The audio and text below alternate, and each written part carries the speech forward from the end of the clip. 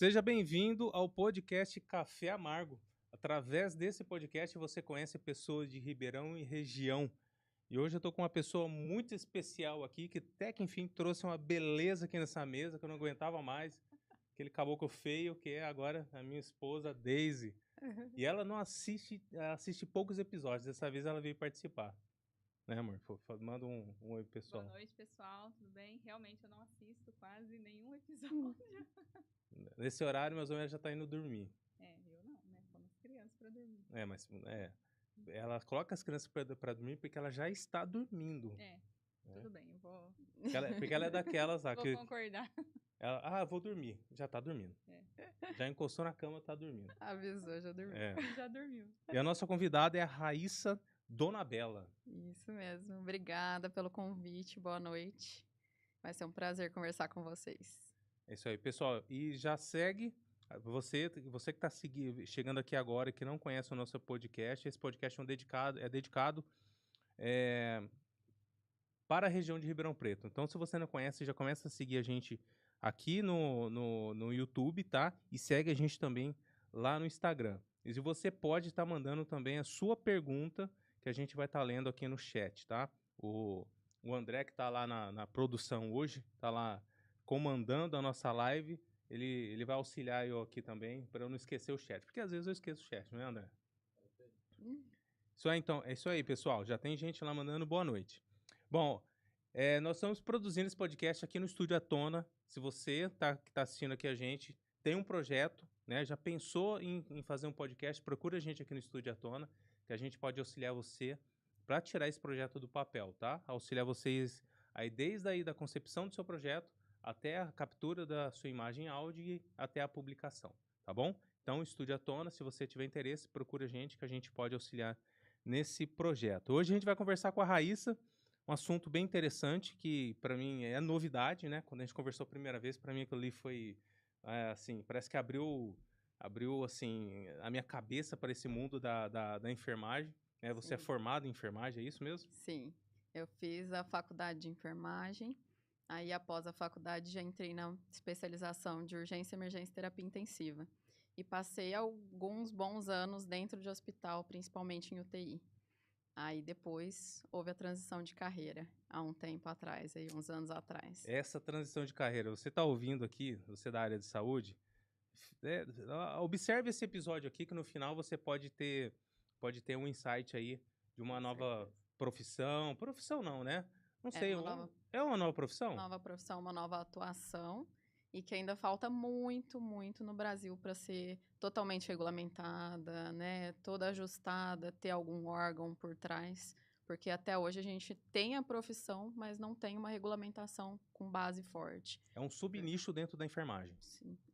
Mas não só dentro da enfermagem, porque a gente tem consultores de amamentação que são nutricionistas, fonoaudiólogos, várias outras profissões podem atuar na consultoria em amamentação.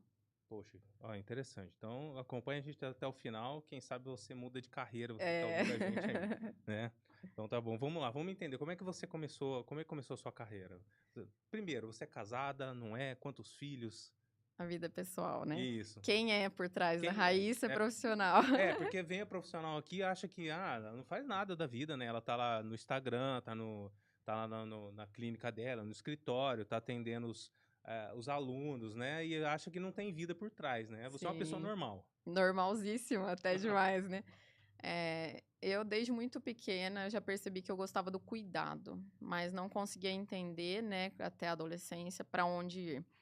Depois comecei a pensar na possibilidade, na época, de fazer faculdade, de ir para enfermagem. Nesse meio tempo, eu tive, né, um noivado, um casamento ali próximo da faculdade, e eu e o André, tivemos 2 filhos. Então, passando a parte pessoal junto com a profissional ali para ter uma noção.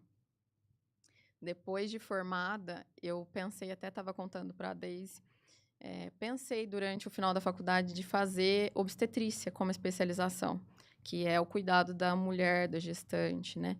E o parto, pós-parto. Só que aqui em Ribeirão Preto, a gente não tinha profissionais de referência, a gente não tinha muito histórico da obstetrícia na enfermagem. O que eu conhecia naquela época era a casa de parto em São Paulo. Então, eu não tinha vontade de morar em São Paulo naquela época, escolhi fazer a especialização de urgência e emergência e terapia intensiva. Aí passei a minha vida toda praticamente profissional, a maior parte dela dentro de UTI. E enquanto passava essa parte profissional, casei, tive os 2 filhos, a Lorena e o Henrique. A Lorena hoje tem 9 anos, o Henrique tem 6. E nesse meio tempo, eu aprendi, às custas de dificuldade na amamentação, a começar a estudar. Naquele tempo, há 9 anos atrás, comecei a estudar e entender o porquê de não ter conseguido amamentar como eu gostaria a Lorena.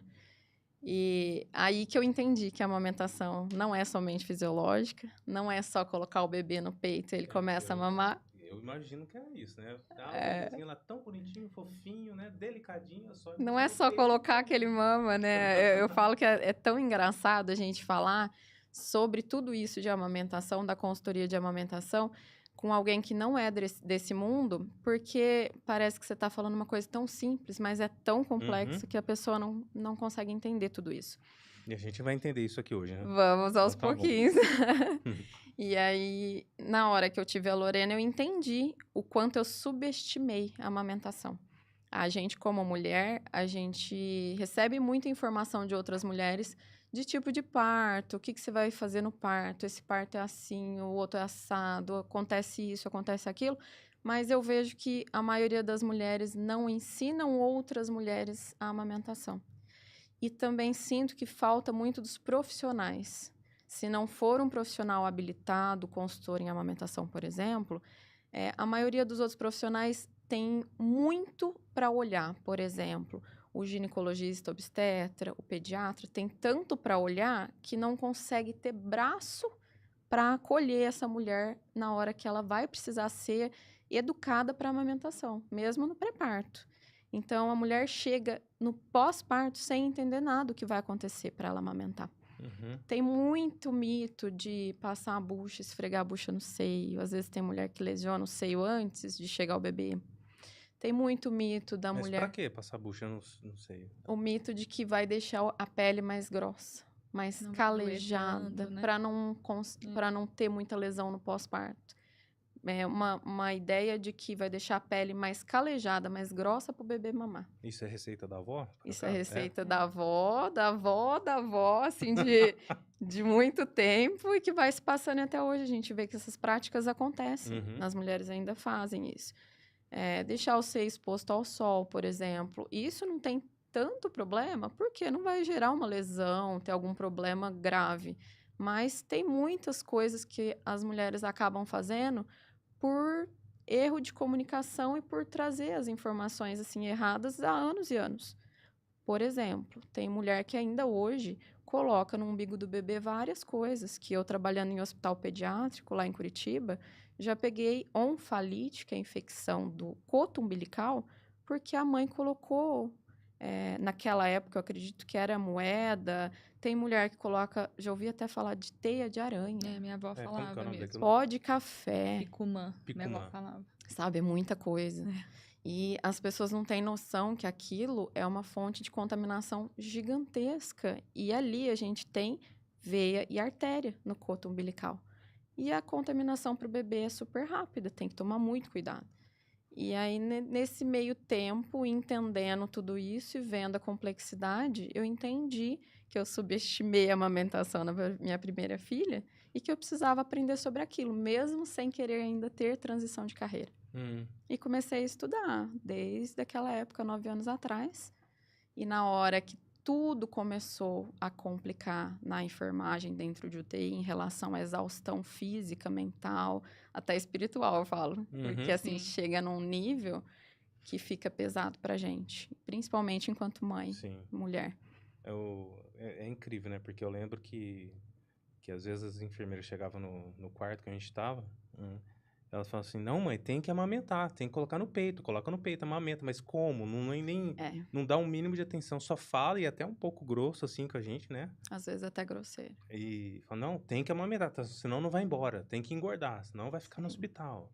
Eu acho que na área da saúde não deveria chegar a ser assim em relação a ter pessoas que realmente não gostariam de estar ali, parece. Essa é a minha sensação. Né? A Deise também sabe que também é né, fez a parte da área da saúde.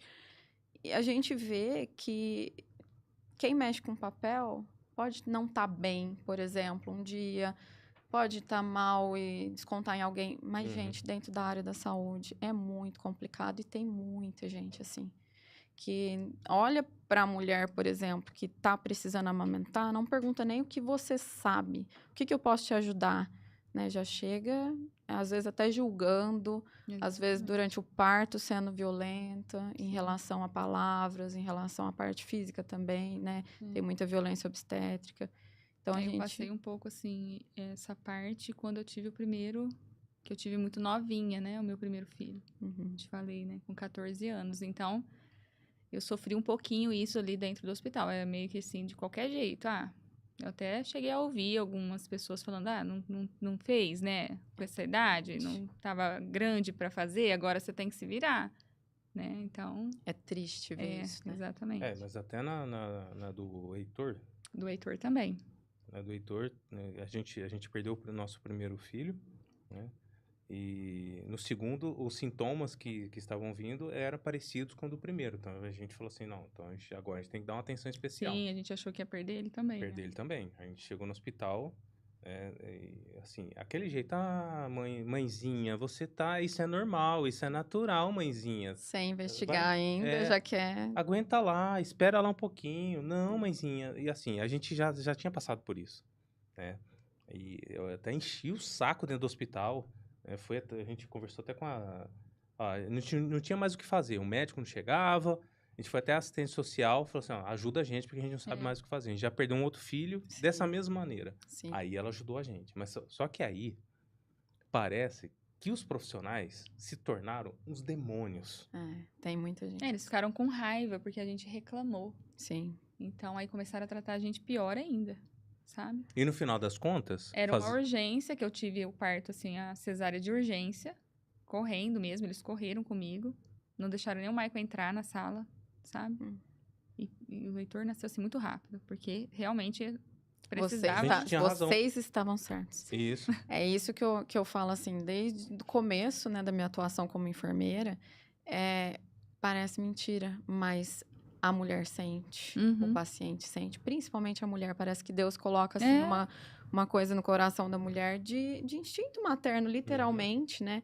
Eu não sei o que está acontecendo, eu sei que tem alguma coisa de errado. Alguma coisa errada. Até que se prove o contrário, eu acredito na mulher, né? Eu acredito na pessoa. Com certeza.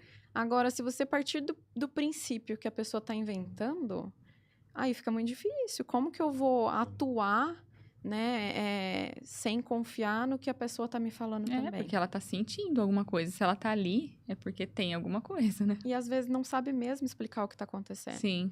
Eu conheço caso, né, de pessoa próxima a mim, que as alterações dela, mulher, não eram nem significativas, como a gente, profissional da saúde, sabe que seria uma urgência. Por exemplo, uma pressão de 13/7. A minha. Aí você fala assim, não, Mas a minha pressão, por exemplo, é 10/6, 10% até hoje. E ela chegou a 13, 14. Aí você fala para um profissional mesmo da saúde. Ele fala, não tá tudo alta, bem, não tá alta. Aí você fala, tá, mas eu tô sentindo outras coisas, mas não sei nem te falar o quê. Sim. E aí a mulher não sabe nem justificar e o profissional da saúde às vezes não dá atenção para aquilo. E isso pode ser sim alguma alteração. A gente tem que principalmente confiar na mulher, investigar e tentar entender. Eu falo que eu não sou médica, mas assim, a gente precisa ter uma noção global da mulher, que eu acho que as pessoas, os profissionais que estão na área da saúde, tanto em consultoria de amamentação, quanto na enfermagem, quanto na medicina, em tudo, está muito fatiado o ser humano. Sim. Por isso que vem agora essa medicina integrativa, que eu também sou apaixonada por essa área, de olhar o indivíduo como um todo. Porque você fala, gente, como que até hoje a gente está aceitando um cuidado fatiado? Eu vou num profissional, ele olha só o meu dedão do pé. O outro olha só o braço. O outro olha só o nariz e a garganta. Aí você vai numa profissional consultora de amamentação, eu falo que, às vezes, você pega profissional que olha só o peito da mulher e a boca do neném. Tá faltando um braço, a pessoa nem vê, sabe? Sim. Eu falo brincando, mas essa é a sensação. Não olha a ferida operatória. Eu já tive paciente que ela falou que ela não sentia nada. Eu falei, vamos deitar, vamos olhar, porque eu gosto de olhar a ferida operatória, que eu vejo que muitos não olham. Já tava abrindo a ponta do meu dedo. Tava com a incisão aberta. Ela não sentia nada. E se eu não tenho esse olhar? Ela não ia olhar, porque muitas vezes a mulher não consegue nem abaixar para olhar. O marido, às vezes, não tem o instinto de falar, olha, deixa eu ver se tá tudo certo, porque não... a gente que é da área natural, da saúde, né? que tem isso. É. Você acha que vai pensar nisso? Não e aí, pensa essa mulher não tinha uma consulta nos próximos dias. Demorou dias para ela ir na consulta. Se eu não tivesse visto, às vezes ninguém veria. Ia dar uma deiscência de sutura grande. Então, assim, a gente precisa de profissionais que olham o indivíduo como um todo, não só na consultoria de amamentação, mas no geral. É isso que eu sinto no mercado. Uma vez eu observei isso no hospital. Como é que fala quando passa o plantão? Troca de plantão. Troca de plantão. Passou plantão. Os médicos passam lá, que tá fazendo a troca de plantão, e falam, isso aqui é um pulmão com câncer, aquilo ali é uma bexiga, não sei o que lá. É feio não é o de seu ouvir, João né? que tá lá, que tá com aquele problema, não. Aquele é um pulmão, aquele é uma bexiga, não é um ser humano completo, que nem você tava dizendo. Exatamente, é feio de ouvir. Se o paciente que tá ouvindo, ouve aquilo, você fala, já morri. Não existe. Se ele tá falando isso de mim, o que eu vou querer correr atrás ainda da minha saúde? Se ele tá desanimado, se ele tá falando que tá tão ruim. Sim. Então, eu acho que tem que, em primeiro lugar, ter muita humanização no cuidado, que isso se fala há anos e anos. Sim. Eu falei até para a Deise que durante a faculdade, eu já tive contato com aquele início de falar sobre parto humanizado, por isso que eu gosto tanto também dessa área. E pensei em ir para obstetrícia, acabei não indo, por outros motivos. Mas até hoje fala-se muito em humanização, tanto na consultoria de amamentação, fora, durante o meu período de UTI, só que pouco se faz realmente. O sistema de saúde no Brasil, eu vejo que ele pede um tipo de assistência que ele não consegue te dar condições para fazer. Por exemplo, dentro de UTI. Eu preciso, dentro de UTI, como enfermeira, acolher um óbito. Eu vou lá presente, fico junto com a família, o paciente está indo a óbito, ele vai morrer. Eu tenho que estar lá. Mas e aí, se eu deixo de fazer alguma coisa administrativa, eu tenho alguma punição, ou pela equipe que entra, ou pela chefia, ou porque eu me atraso, o RH me cobra. Então, assim, não tem como a assistência hospitalar dar condições para os profissionais serem realmente humanizados, como é falado. Então, precisa, muito investimento, muito preparo. Eu falo que a instituição hospitalar no Brasil precisa melhorar muito, porque os profissionais bons não conseguem ficar muito tempo. A sensação é que você rema contra a correnteza. Você tenta fazer o certo e todo mundo te puxa pro errado. Né? Então, assim, é uma tentativa em todas as áreas nossas que eu só encontrei saindo do sistema hospitalar, mesmo apaixonada por UTI, apaixonada por hospital, me via realizada lá dentro, era uma coisa que eu amava. Mas você percebe que te quebra todo santo dia um pouquinho. Você fala, não é para mim, parece que eu não tô aqui dando o que eu preciso como profissional, como pessoa, como instrumento de Deus que eu me sentia lá dentro, por exemplo, de estar na hora da morte, de estar em momentos complicados e estando ali presente, gostando de estar ali, mas não estava certo. Sim. Né? O que eu fazia sentia que era o certo, não estava certo. Vamos